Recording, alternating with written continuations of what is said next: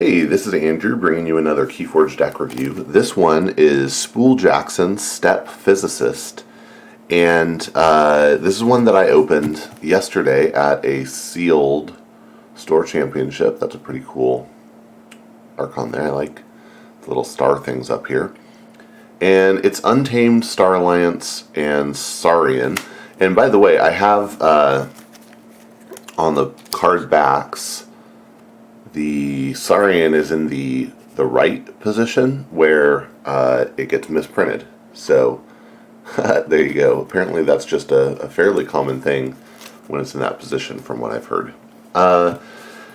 Yeah, so before I actually start getting into the cards, I just want to say I was able to take this deck to top 8 out of 24 people. So it landed in the top third. And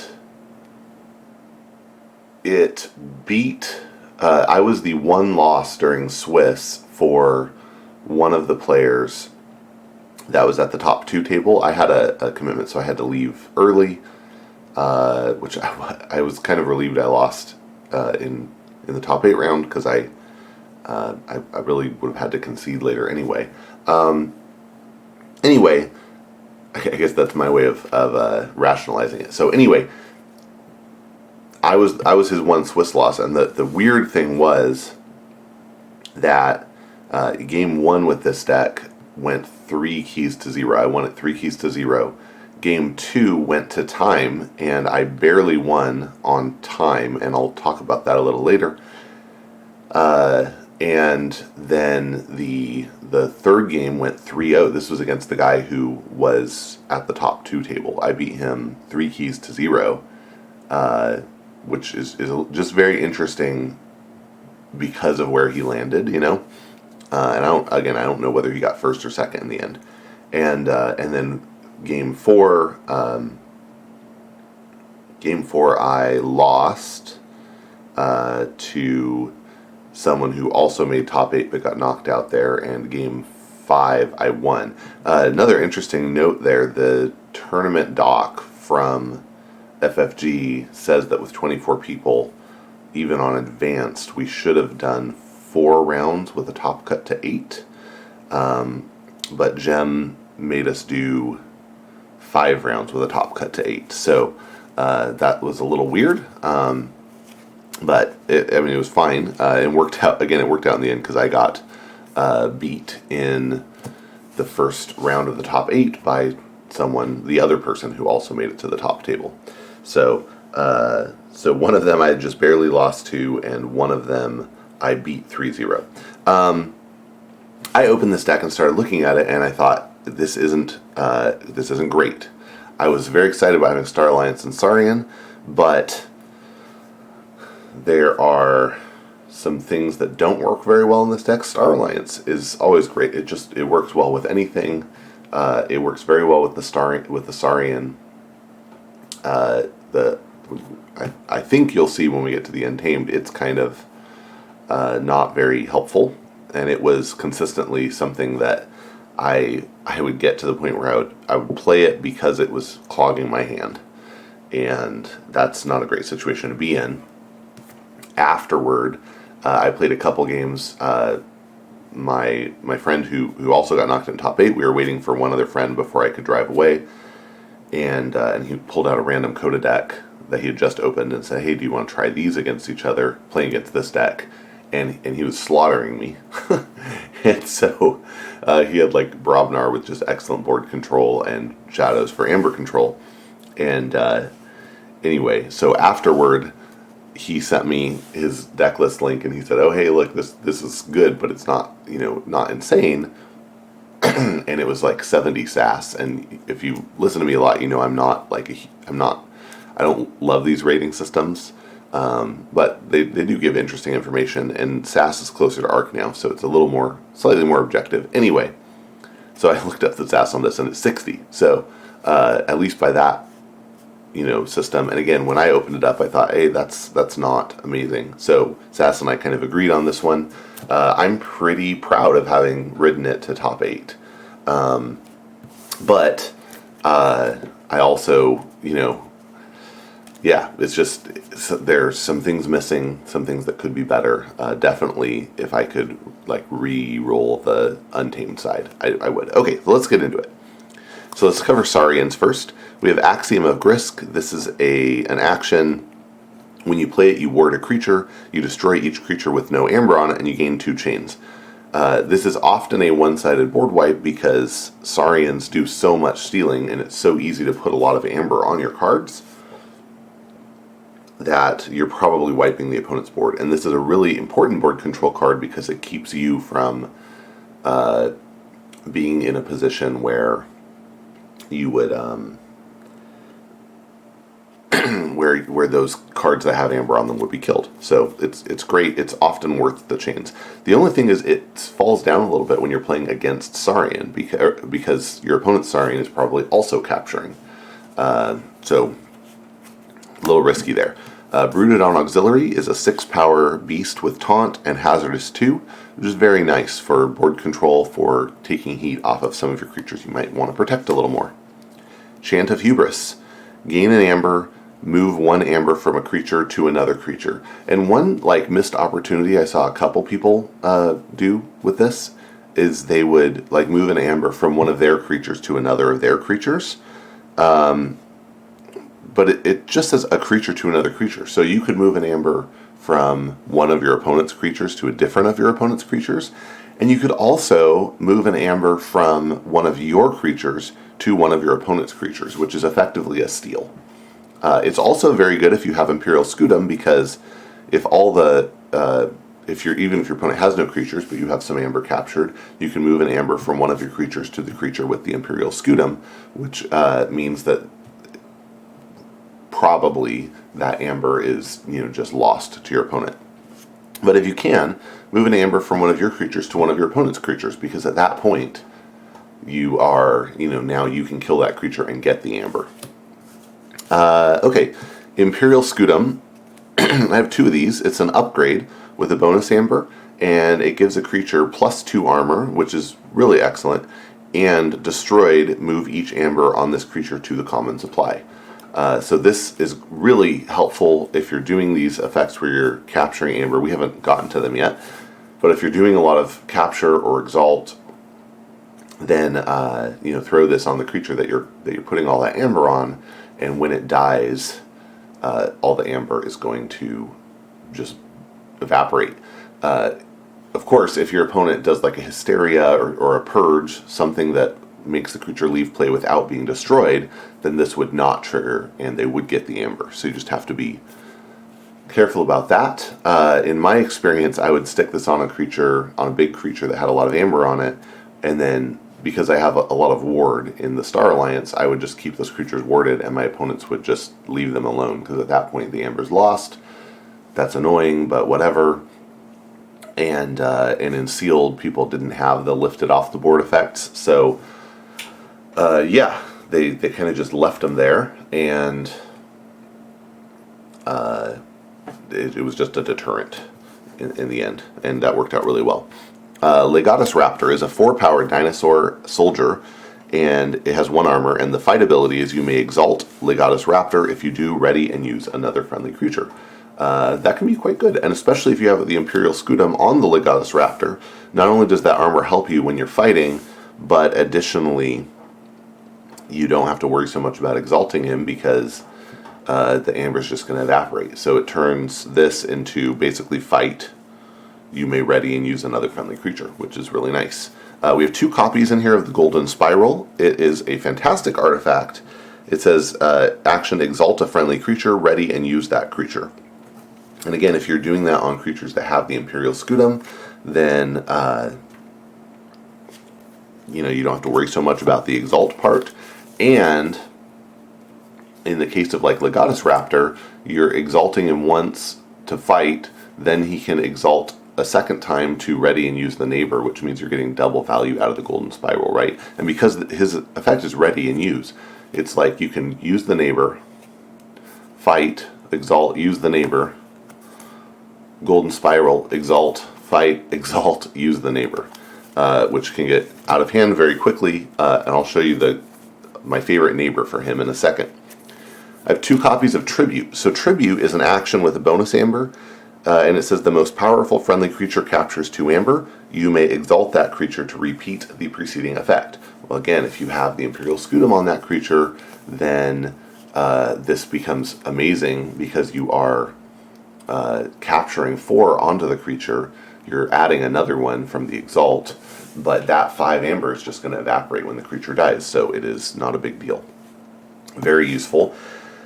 This is a little bit broken when you get to tiebreakers. So in my game that went to tiebreaker, I basically, time was called during my opponent's turn, and unfortunately for him, like right at the end of his turn. So he was very close to where he would have passed, but time was called, so his turn was over.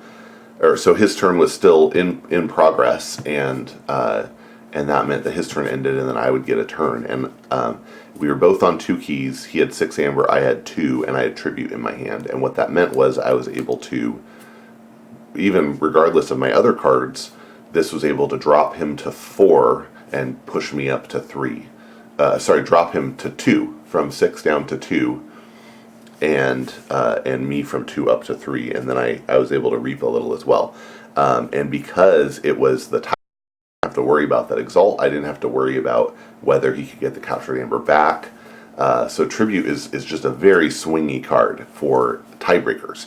And, hopefully games don't go to tiebreaker very often. I really feel a few games did yesterday at the sealed World Champ, or not World Champs, but Store Champs.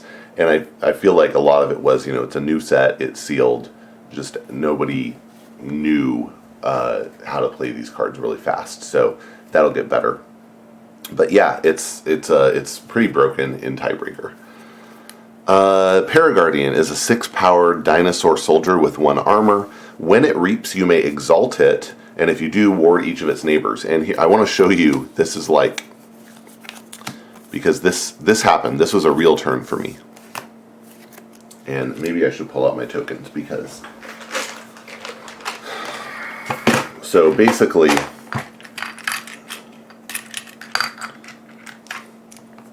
my opponent had board state, and actually, you know what, I'm just going to pull out some other tokens too. My opponent had some creatures on the board, and here's what I was able to do. I had Paraguardian next to Legatus Raptor, and I actually had Scudam on both of them. So here was the play. Reap with Paraguardian. I gained an amber. I exalt the Paraguardian. I may exalt. So the reap effect is you may exalt Paraguardian. If you do, ward each of its neighbors. So I reaped with Paraguardian. I exalt it, and I ward Legatus Raptor. Legatus Raptor fights, burns the ward.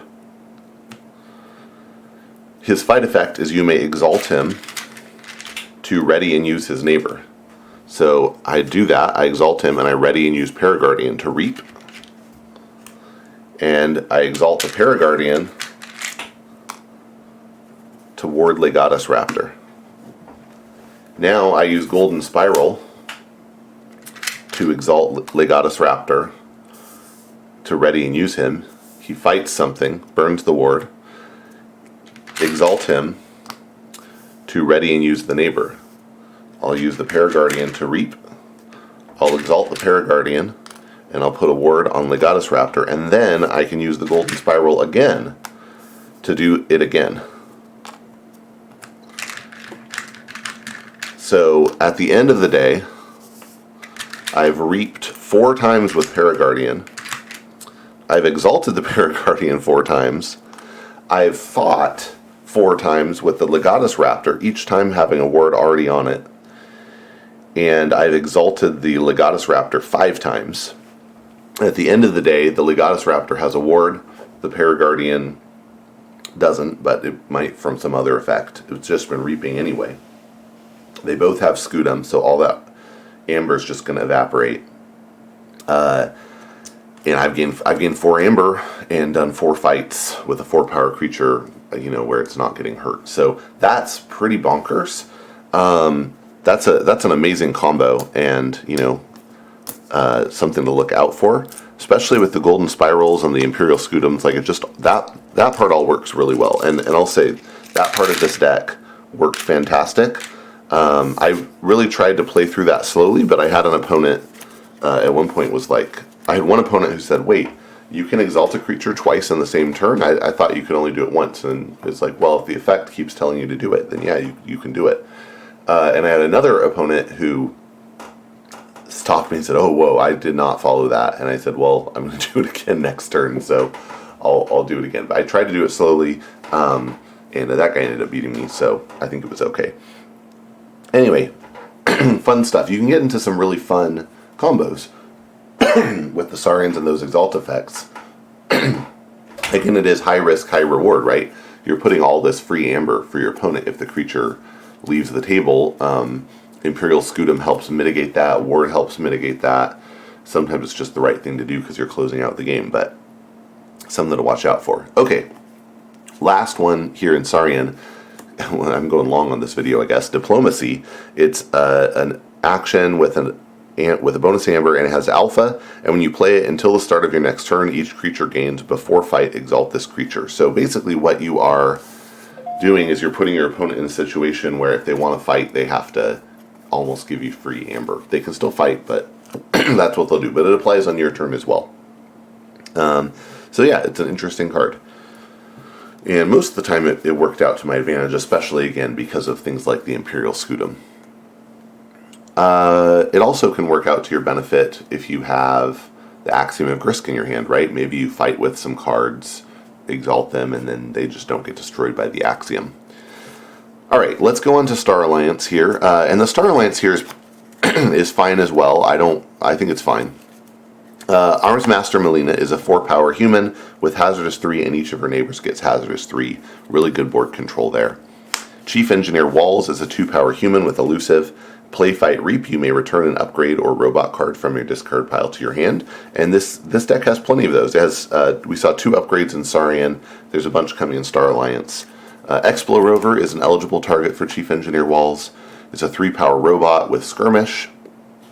But it can be played as an upgrade instead of a creature with the text, this creature gains Skirmish. And yeah, that has worked pretty well. I definitely had games where I played it just as a creature, and some where I played it as an upgrade if I, for example, needed to do board control right away, and I had like a ready Officer Frayne or something like that. I might just throw the Explorover as an upgrade on her. So first Officer Frayne is a 4-power human with Play, Fight, Reap. A friendly creature captures 1. This works really well with the Saurian, with the Imperial Scutum and the Axiom of Grisk. You can do these capture effects. You know the amber's just going to evaporate in the end, and you know that you can you can help like capture onto something right before you do an Axiom of Grisk, for example. I had a turn where I used the Golden Spiral to exalt and use First Officer Frayne to reap and then capture onto another creature right before I did Axiom, which was pretty powerful. Alright, we have 2 copies of Medic Ingram. She's a fantastic card. Like, I'm super bullish on Medic Ingram at this point after having a couple decks with her. 3-power human with Play, Fight, Reap. You may heal 3 damage from a creature and ward it. Yes, she herself is an eligible target for that. But also, if you put her next to something that has taunt or something, maybe you want to put it on the taunt creature. Just a great effect. Melina's Blaster is an upgrade with a bonus amber. Gives the creature Fight, Reap. You may deal 2 damage to a creature, or attach Melina's Blaster to Armsmaster Melina. And after you attach it to Melina, you may deal 3 damage to a creature. And you could imagine an interesting situation where maybe you have Frayne and Melina both ready. You put this on Frayne, you reap with the Frayne, you attach it. Well, I guess it really doesn't matter at that point. You could just attach it to Melina for the 3 damage right away, and then if you reap or attack with the Melina, then you'll do 2 extra from the effect. Sensor Chief Garcia, also really nice card. 3-power human with Play, Fight, Reap. Keys cost +2 during your opponent's next turn. Really nice. I was just amazed between the ward on Ingram, maybe the skirmish from Explorover, the hazardous on Melina, all the wards, like how often I was able to just have board control with these small creatures in Star Alliance. Like, that is definitely a thing that can happen. And when you combine it with big creatures in a house like Saurian or maybe Brobnar, it can just be extra, really powerful. Quadricorder is an upgrade that makes your opponent's keys cost +1 amber for each house represented among friendly creatures to a maximum of 3. It was pointed out in the Facebook group earlier, you can put this on your opponent's creature if you want. Maybe they have a creature that you really want destroyed, and you're like, well, here, now it's going to be a problem for you until it gets destroyed. So I wish I would have thought of that yesterday. There's a game where I maybe would have benefited from that. Quintrino Flex is an action that has you choose a friendly creature and an enemy creature, and then you destroy those and each creature that's the same power as either of them. Really nice board wipe. If you do it right, you can get pick one on your side that is the same power with none on your side and a bunch on theirs, and then one on their side that you don't have any of as well, and make it pretty uneven. But you are going to destroy at least one of your own creatures, unless it has ward. There's no, it has to be destroyed for it to work. Alright, Universal Translator. Upgrade with a bonus amber, gives a creature Fight Reap, use a friendly non-Star Alliance creature. Very good. It's a very good upgrade. And then General Order 24. So this one was really interesting, and I'll be interested to see how it works out in the long run. I don't think it's super good, but it has potential. In some cases, it was pretty devastating. So it's it's a rare artifact and law, and at the start of each player's turn, they must choose a creature they control and destroy each creature of the chosen creature's house. If that player has no creatures in play, destroy General Order 24 instead. So the way this ends up working is, usually I would get it out on the board, and my opponent would have all creatures of one house if I got it out early, and they're just going to have to destroy their whole board state, which was very good for me. It was solid. Then I have to destroy something as well, and oftentimes I was able to have maybe one untamed creature or something that I could destroy. And the ideal state to get into is where at some point your opponent takes a turn and you have a creature of the house they picked, and you can basically blow up your board and theirs, so that then at the start of their next turn it blows up General Order 24. There are other ways to deal with it. In this deck, the way is an untamed creature that's going to come up, but maybe you get it with shadows and you have a hawk or something. There are definitely ways. So anyway, that's a very interesting card, and because it's a rare, a lot of people are going to be surprised by it. Alright, so let's go into the Untamed, which again I think is the weakest house here. We have 2 Bramble Lynxes. So Bramble Lynx is a 3-power beast with Skirmish, and it says if you've used a creature to reap this turn, Bramble Lynx enters play ready. This suffers from, I don't have a lot of creatures in Untamed. They tend not to stick on the board, and so I almost never in the event did I have that trigger. In one of those friendly games, I had it trigger in just a casual game, but generally speaking, this just didn't trigger very much. And I think it would benefit a lot from support from a card like Ghost Talk, where you could... Ghost Talk is a very good card in Untamed. Your decks with Ghost Talk, I think, are going to be much better than decks without it, because it makes Bramble Lynx good, for example. Alright, Deepwood Druid, 3-power Elf Witch with Deploy, Play Reap, fully heal a neighboring creature. This is, not the witch I would prefer. Key Charge. Action, lose an amber. If you do, you may forge a key at current cost. This struggles a little bit in the same way that it did in AOA, to be honest. In Call of the Archons, there were a lot of cards in Untamed that just printed a lot of amber. So you had cards like Fertility Chant that gives you 4, Dust Pixie or Fuzzy Ruin that give you 2, Flaxia that might give you 2, so just a lot of ways to burst amber, and then you boom, Key Charge. And in AOA you didn't have as much of that, and to be honest, in Worlds Collide, Untamed doesn't have as much of that either, which makes Key Charge useful less often. Sometimes it works, but is actually less useful. All right, Song of the Wild is something that can burst your amber, but you need to have creatures on the board that you can reap with. And again, this is another one that benefits immensely from having Ghost Talk, because if you can play Song of the Wild and then Ghost Talk, boom, you got 4 amber. And in fact, if you have Song of the Wild, Ghost Talk, and Bramble Links in your hand, bam, Song of the Wild, Ghost Talk, reap for 4, play the Bramble Links, it enters ready, and you can reap for 2 more. Amazing, but you really need the right setup for something like that to work. The Fittest gives you a bonus amber and gives each friendly creature a +1 power counter. That can be really nice, especially when you are trying to do board control with the Star Alliance and Saurian. So I feel like this is probably the Untamed card in this deck that I'm most happy with. Unsuspecting Prey, I wish I had an Amber Pip, but it sometimes does work. You deal 2 damage to up to 3 undamaged creatures. And if your opponent has a bunch of small 2-power, 1-power elusives, it's amazing. But you gotta feel bad for those little Gruins and I think it's a Snufflegator sneaking up on them. Scary stuff. Camouflage is an upgrade with a bonus amber. It says creatures not on a flank cannot fight this creature.